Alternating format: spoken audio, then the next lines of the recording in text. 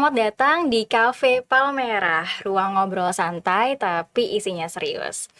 Di sini kita nggak cuma membahas tentang apa yang tampak di permukaan, tapi juga coba memahami bagaimana fenomena, peristiwa, cerita, hasil riset, dan juga apa saja yang ada di balik ide-idenya.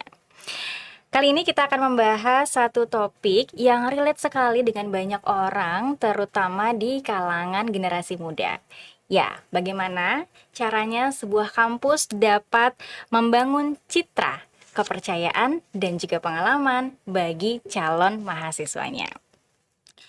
Di tengah banjirnya informasi digital, ini promosi kampus luar biasa ada di mana-mana. Tempowers dari media sosial sampai iklan di internet. Tapi, apakah semua itu menjadi penentu utama seorang calon mahasiswa dalam menentukan pilihannya dalam memilih sebuah kampus? Atau malah keputusan itu justru lahir dari sesuatu yang lebih personal? Nah, untuk mengetahui itu semua, hari ini kita sudah kedatangan bintang tamu di podcast kita kali ini. Sudah ada Ibu Rosdiana Esos MSI atau yang akrab disapa dengan sebutan Mbak Dian. Beliau adalah dosen dari program studi produksi media Politeknik Tempo, sekaligus penulis dan peneliti dari jurnal yang berjudul Membangun Brand Experience Kampus, Strategi Komunikasi Pemasaran Terpadu Politeknik Tempo dalam Menyentuh Pengalaman Gen Z, di mana jurnal ini publish pada jurnal Ikrite Humaniora volume 10 nomor 1. Halo Mbak Dian. Halo Mbak Ayu. Apa kabar Mbak? Alhamdulillah sehat Mbak Ayu. Sehat, alhamdulillah. Terima kasih sudah hadir di podcast Cafe Palmerah ya Mbak Dian ya. Nah Mbak Dian tadi udah kita sounding nih sama Tempower soal kita mau bahas hasil penelitiannya Mbak Dian soal bagaimana kampus ini bisa membangun citra dan kepercayaan untuk para calon mahasiswanya. Mbak, kalau hari gini nih, langsung aja ya Mbak Dian ya. Oke. Hari gini kalau misalnya Gen Z disuruh milih kampus, kira-kira yang terbesit dalam benak mereka tuh pertama kali kalau mau milih kampus, apanya sih Mbak Dian? Gedungnya, lokasinya, yang paling famous di antara yang lain atau apa kira-kira Mbak? Siap-siap. Oke, Mbak Ayu, terima kasih untuk kesempatannya hadir di podcast Cafe Palmerah ini. Semoga nanti hasil penelitian saya ini bisa menginspirasi pihak-pihak terkait untuk dapat melaksanakan IMC secara baik dan betul. Sebelumnya saya say hello dulu untuk teman-teman semua. Selamat siang dan berjumpa kembali dengan saya. Tadi pertanyaannya tentang hari gini ya. Si calon-calon mahasiswa Gen Z ini kalau ditanya kamu kalau milih kampus tuh berdasarkan apa sih? Jauh, deket, jarak, gedungnya, atau nama kampusnya nggak dikenal, atau kampus yang paling terkenal, atau harganya mungkin, atau apa gitu. Oke, siap. Memang ketika seseorang itu memilih kampus untuk berkuliah untuk masa depannya, itu banyak sekali pertimbangannya ya Mbak Ayu ya. Dan untuk saat ini kan yang banyak berkuliah adalah generasi Z. Yang kita semua tahu itu sudah mengalami perubahan karakter dari generasi kita dulu ya. Mbak Ayu generasi apa? Yang pasti bukan baby boomers ya. Oke. Kalau dulu saya kan generasi generasi X, Mbak Ayu. Kita seumuran ya Mbak Dian ya. Kayaknya Mbak Ayu milenial ya. Oh iya, baik. X ya. Bukan boomer loh Mbak Ayu, saya X loh. Jadi kalau dulu saya itu memilih kampus itu yang pasti saya pengen negeri. Saya kepengen program studi komunikasi karena nanti lapangan pekerjaannya sangat luas. Dan kalau sekarang memang itu ada menjadi indikator salah satu alasan mereka memilih kita. Nah, dari hasil, saya disclaimer dulu ya Mbak Ayu ya, kalau ini adalah hasil penelitian saya dengan informan calon mahasiswa Politeknik Tempo yang akhirnya memilih bergabung dengan Politeknik Tempo. Nah, ini saya dapatkan informasi bahwa mereka sebelum masuk ke kampus itu mereka akan bertanya kepada diri sendiri, kira-kira kampus Poltek itu seperti apa sih? Apakah akan nyaman? Dosennya galak-galak enggak? Dosennya pelit nilai enggak? Banyak juga ya pertanyaan-pertanyaannya. Banyak Mbak Ayu. Terus ketika mereka melihat gedung kita di bawah Tempo Media Group, mereka akan bertanya, nanti praktik saya bisa nggak langsung di Tempo? Nanti saya lulus bisa nggak langsung diterima di Tempo? Dan memang rata-rata mereka menjawab itu lebih kepada kira-kira kampus ini gue banget nggak sih? Seperti itu Mbak Ayu. Berarti cukup kritis juga ya si Yes. Gen Z ini ya, Bu. Dan Ya. kalau kita kan dulu kayaknya ya udah sebatas nama yang kita kenal atau negeri tadi seperti yang Iya, Bu Dian betul bilang ya. Tapi sekali. kalau hari ini mungkin udah tidak seperti itu ya Iya, sebagiannya. Sekali lagi betul. ini representasi dari hasil penelitiannya Bu Dian ya. Mungkin Betul barangkali bisa sekali. berbeda juga hasilnya kalau informannya begitu mungkin bukan calon mahasiswa Politeknik Tempo yang akhirnya memilih Politeknik Tempo gitu ya Bu Dian ya. Betul sekali. Oke, dalam penelitian ini Bu Dian mengatakan kalau kampus itu ternyata bukan cuma tempat belajar, Ya. tapi juga sebagai ruang pengalaman. Ruang Betul. pengalaman seperti apa nih Bu Dian? Oke, betul. Seperti kita ketahui ya Mbak Ayu, kalau generasi Z sekarang kan dia sudah banyak sekali sumber untuk bisa belajar ya. Jadi betul sekali kalau kampus itu bukan hanya menjadi tempat belajar, karena dia bisa mencari dimanapun dan kapanpun. Nah, di sini kita memang dari tahun pertama sampai tahun kelima ini kita mengamati bahwa brand touch point dari Politeknik Tempo itu adalah justru di aktivitas. Seperti open house, terus kampus visit, school visit, lalu ada workshop. Nah, itu aktivitas yang menjadi brand touch point yang utama untuk Politeknik Tempo. Jadi mereka tuh akan sangat happy sekali ketika mereka datang ke kampus, disambut oleh tim pemasaran atau Civitas Akademika. Bahkan di depan itu kita ada customer service yang siap membantu menjawab apapun yang mereka tanyakan. Kita selalu open, selalu ya pastinya ya 3S ya, senyum, sapa, salam, itu pasti kita ada lah di Politeknik Tempo seperti itu. Oke, Bu, tadi brand touch point-nya kan cukup banyak ya. Tadi Bu Dian sebutkan ya, ada kampus visit, ada school visit, apa tadi, workshop ya Bu Dian ya. Selain tentunya ada aktivitas di media sosial yang tetap berjalan ya Bu. Nah, dari semua itu kira-kira mana sih yang paling kena gitu sama si calon mahasiswa Gen Z ini? Oke. Kalau kita kembali ke konsep IMC kan memang ada beberapa promotion tools yang dapat kita gunakan ya Mbak. Salah satunya adalah iklan, ada direct marketing dan sebagainya yang kita sudah implementasikan itu di digital marketing kita. Memang ada beberapa mahasiswa itu langsung mendaftar ketika melihat kampus kita. Ada ya? Ada, langsung dari digital tuh ada. Tapi setelah kita dalamin juga, ya mereka tidak serta-merta itu mereka tahu dari media sosial, mereka langsung melaksanakan pendaftaran. Tetap mereka butuh meyakinkan diri dengan bertanya temannya yang ada di kampus ini, atau diskusi dengan ayah ibunya, atau mereka mencari mandiri di internet dan sebagainya, itu tetap mereka lakukan. Dan berdasarkan informan yang saya mintakan pendapatnya, itu memang mereka rata-rata media sosial hanya sebagai trigger. Jadi ngebuka jalan, oh ada Politeknik Tempo. Untungnya memang di belakang kita, brand kita itu ada Tempo, yang rata-rata orang tua mereka sudah tahu Tempo itu seperti apa. Nah, dari situ mereka akan datang ke kampus. Nah, ini salah satu KPI dari tim pemasaran kita, bagaimana caranya mereka yang bertanya lewat digital itu diminta untuk datang langsung. Kita prefer mereka mendatangi kita karena kita ingin menunjukkan fasilitas yang ada di kita, lalu kita akan melaksanakan atau melakukan sales promotion itu langsung ke secara langsung mereka. Itu yang tadi kita kembali ke yang paling kena adalah interaksi langsung. Karena mereka dengan sangat clear mendapatkan informasi tentang kita. Seperti itu.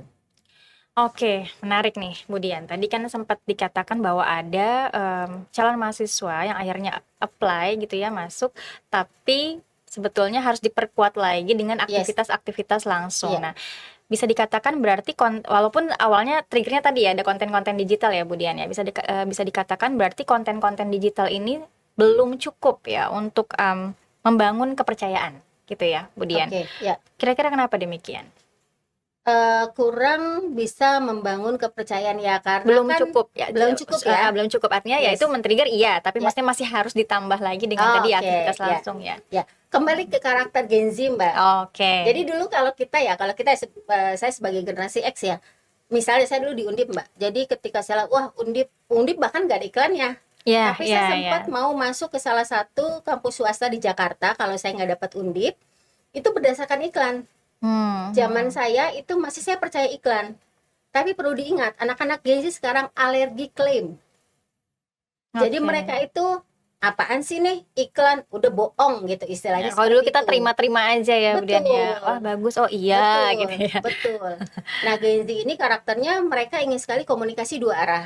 Jadi Mm-mm. ketika mereka terpapar iklan yang salah satu tools dari AMC juga, mereka akan memastikan bener nggak sih nih klaiman kampus ini tuh begini nggak sih gitu kan. Mereka datang ikut workshop, ada interaksi dengan dosen, mereka ya Mbak Ayu sering lah ya isi narasumber untuk workshop. Ya. Dan saya yakin mereka tuh sangat happy sekali. Dan kita melaksanakan workshop, namanya workshop itu tidak melulu tentang teori, tapi ada praktik yang di situ. Misalnya public speaking, mereka langsung maju, mereka langsung pakai kamera asli gitu ya, dan mereka betul-betul happy lah karena mereka langsung praktik langsung. Itu yang kami lakukan di sini. Jadi brand experience mereka betul-betul dapat masuk ke Politeknik Tempo. Jadi tidak hanya klaim dari iklan atau dari promosi yang lain saja yang sifatnya satu arah.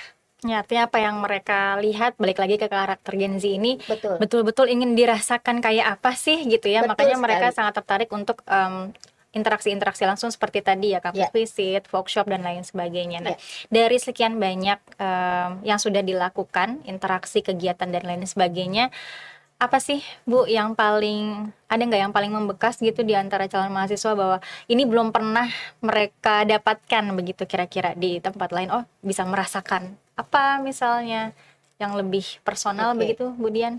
Oke, yang paling kena tadi ya kembali ke interaksi langsung, biasanya workshop, Mbak. Oke. Workshop. Bahkan kita memang tidak hanya menarik mereka ke kampus ya, dengan harapan mereka juga sekaligus melihat fasilitas yang ada di kampus dan merasakan langsung ya, bukan Yes. hanya melihat ya. Ya. Misalnya mereka datang ke ruang podcast, kita undang mereka untuk acara podcastnya langsung. Padahal Merasakan jadi itu host. belum jadi mahasiswa ya?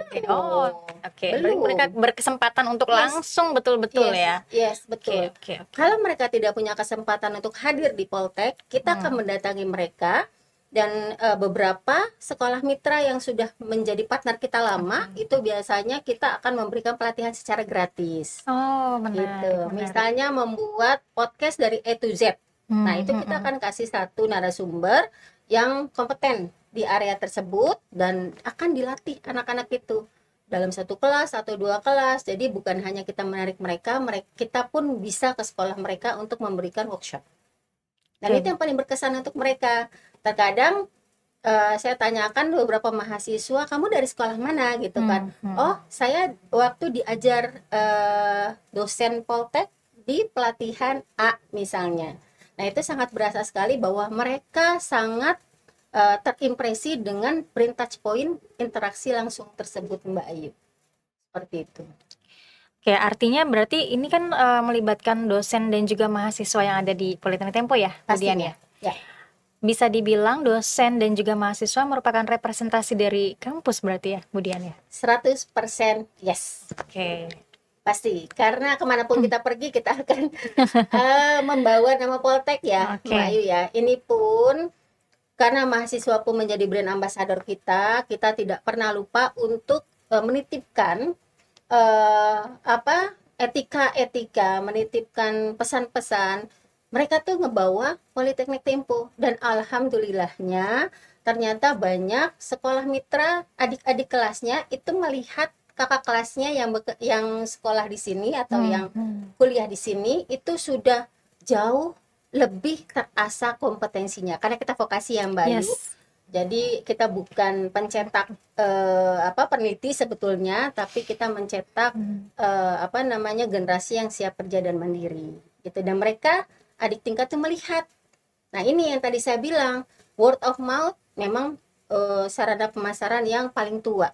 tapi ini masih terus terjadi sampai sekarang. Seperti itu.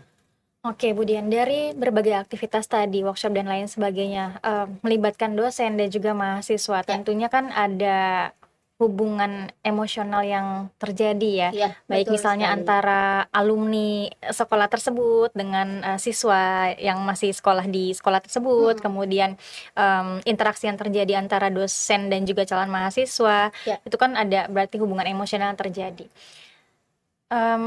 Sejauh mana sih peran hubungan emosional ini dalam mempengaruhi si calon mahasiswa untuk betul-betul yakin memilih kampus gitu, Oke. Bu Dian? Sangat besar ya Mbak Yu, sangat besar sekali. Jadi ya lagi-lagi saya sebagai ya saya pernah posisi di penerimaan mahasiswa baru, sekarang saya di Kaprodi dan dosen. Jadi saya sih pesannya bahwa memang calon mahasiswa itu bukan target, tapi sebagai manusia yang kita harus engage dengan emosionalnya dia gitu. Makanya tadi dampaknya sangat besar sekali pengaruhnya ke emotional bonding tersebut.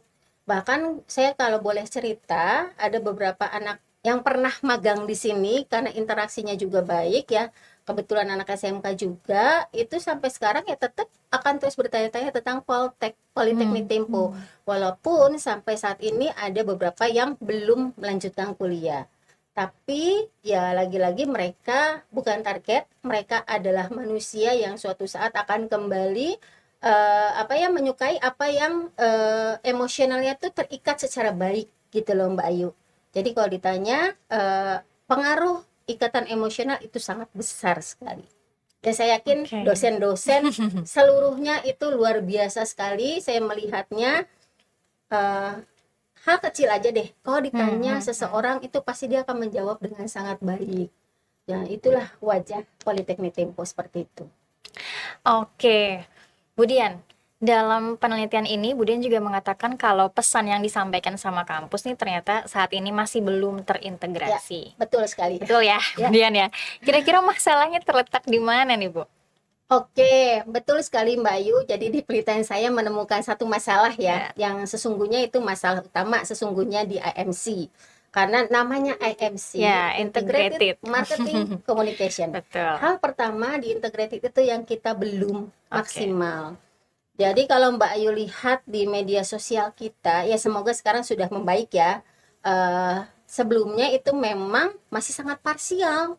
Jadi misalnya ada hal tren sesuatu ya di pasar, kita ikut, kita newsjacking gitu, maksudnya menaiki suatu tren yang ada di pasar, tapi jadi itu tidak terintegrasi dengan kampanye yang lainnya. Bahkan lintas kanal pun dia tidak terintegrasi. TikTok ngomonginnya apa, Facebook ngomonginnya apa, lalu Instagram bicaranya apa. Bahkan di YouTube juga nanti akan berbeda lagi. Nah, itu yang kurang terintegrasi.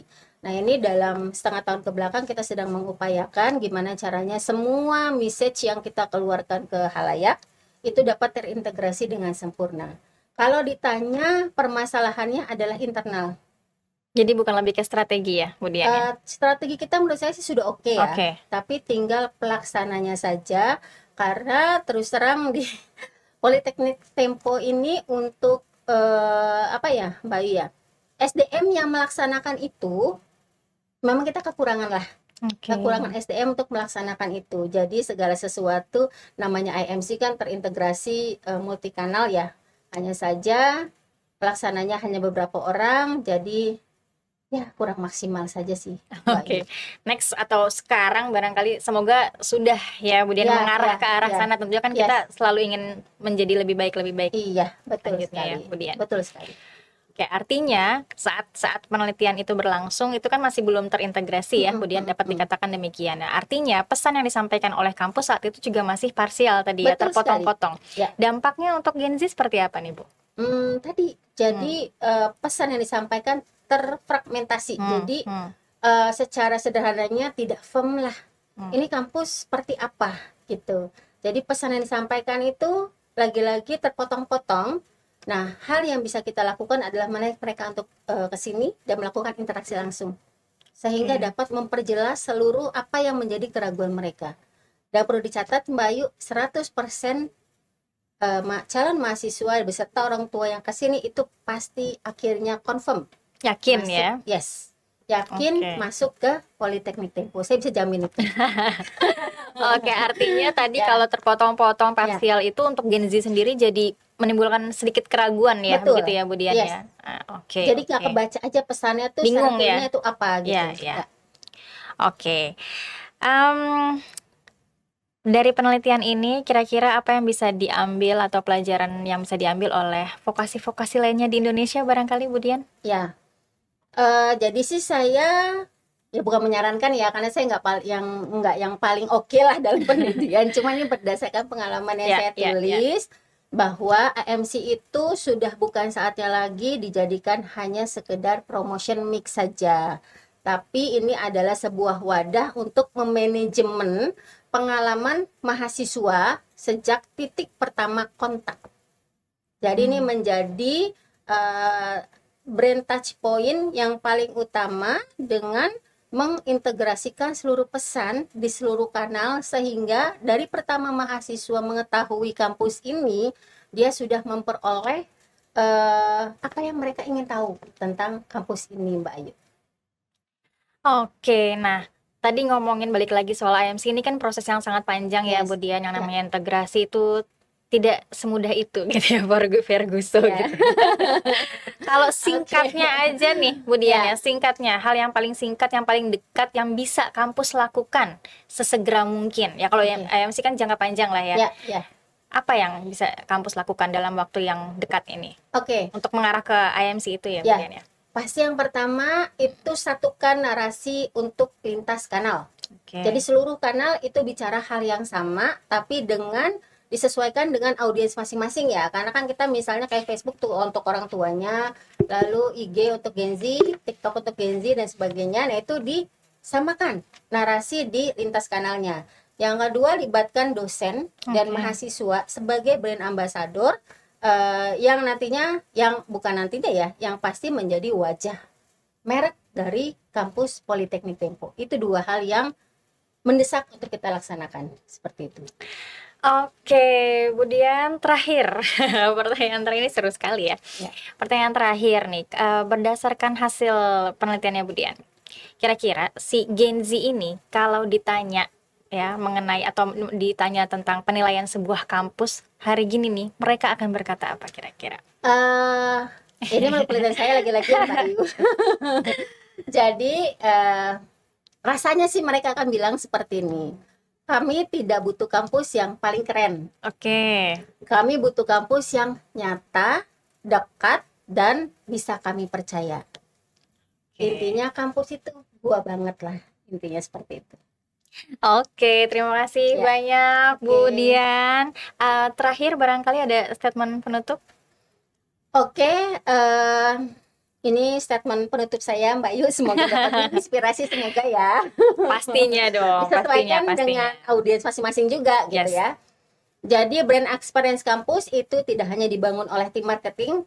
Lagi-lagi tadi strategi komunikasinya harus ada support dari dosen, dari mahasiswa dan sebagainya. Lalu jika memang SDM internal itu belum siap, pastinya sampai kapanpun AMC hanya jadi kosmetik saja. Dan ini sesungguhnya ini adalah PR besar tadi yang kita diskusikan bersama, PR besar bagi Politeknik Tempo, namun sebagai tantangan serta peluang juga untuk kita. Seperti itu, Mbak Yu. Terima kasih Bu Dian. Ya, Tempowers, tidak semua keputusan yang besar itu lahir dari iklan yang sering kita lihat. Ya, kadang-kadang keputusan besar itu justru lahir dari pengalaman yang terasa nyata bagi diri kita. Nah, Tempowers, semoga dari obrolan kita kali ini bersama narasumber kita yang sangat luar biasa, yaitu Bu Dian, dapat memberikan inspirasi, insight bagi kita semua, khususnya untuk akademisi, praktisi, dan juga calon mahasiswa, untuk melihat citra atau gambaran dari perguruan tinggi itu dari sudut pandang yang lain, yang tentunya dari bisa dilihat dari sisi kemanusiaan begitu ya, yang lebih terasa nyata, bukan sekedar iklan-iklan semata. Nah, Tempowers, untuk teman-teman semua yang mendengarkan. Sampai bertemu lagi. Terima kasih sekali lagi kepada Bu Dian untuk kesediaannya. sama-sama. Jangan bosan-bosan untuk kita undang di podcast Cafe Palmerah ya Bu Dian ya. Siap. Sampai bertemu lagi. Saya Ayudia. Ketemu lagi di podcast Cafe Palmerah berikutnya. Salam Tempowers. Terima kasih. Terima kasih.